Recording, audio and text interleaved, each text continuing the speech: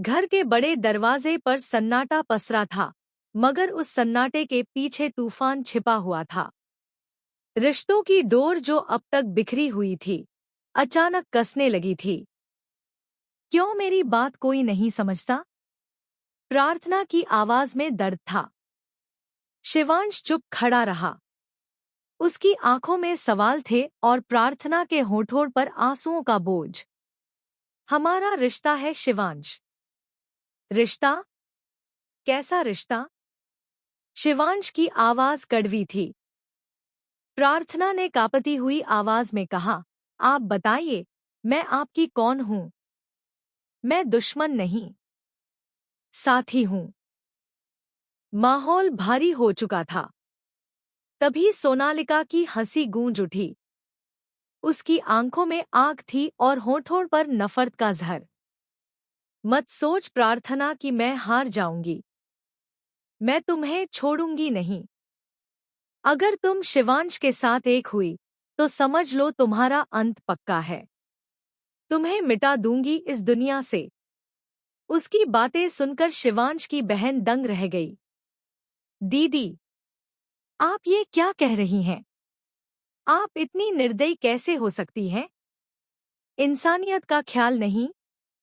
सोनालिका के चेहरे पर नकली मासूमियत आ गई। ठीक है, अगर तुम्हें लगता है मैं गलत हूं, तो मैं प्रार्थना को कुछ नहीं करूंगी। लेकिन मैं इस घर में भी नहीं रह सकती।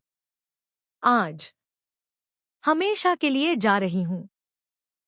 लेकिन असलियत कुछ और थी। उसका जाने का इरादा नहीं था, बल्कि उसकी आंखों में चालाकी थी। घर में गणपति बप्पा का आगमन। घर में अगले ही दिन गणपति बप्पा की मूर्ति स्थापित होने वाली थी। पूरा घर रौनक से भर गया।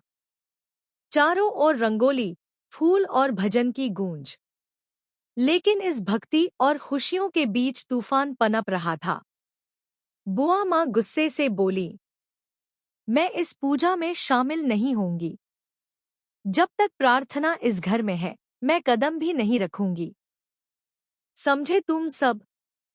उनकी बात सुनकर माहौल तना हुआ। शिवांश ने समझाने की कोशिश की। बुआ माँ, पूजा भगवान के लिए होती है, किसी की जिद के लिए नहीं। प्रार्थना का क्या कसूर है? लेकिन बुआ माँ का गुस्सा कम होने का नाम नहीं ले रहा था।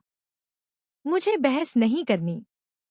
मैंने कह दिया तो कह दिया। इधर प्रार्थना ने भी साफ शब्दों में चेतावनी दे दी। जब तक मैं यहाँ हूँ, कोई शादी की रस्म नहीं होगी। अगर जबरदस्ती की गई, तो मैं पुलिस को बुला लूंगी। उसकी बात सुनकर सबके होश उड़ गए। परिवार में सन्नाटा छा गया। शिवांश का मन बदलता है।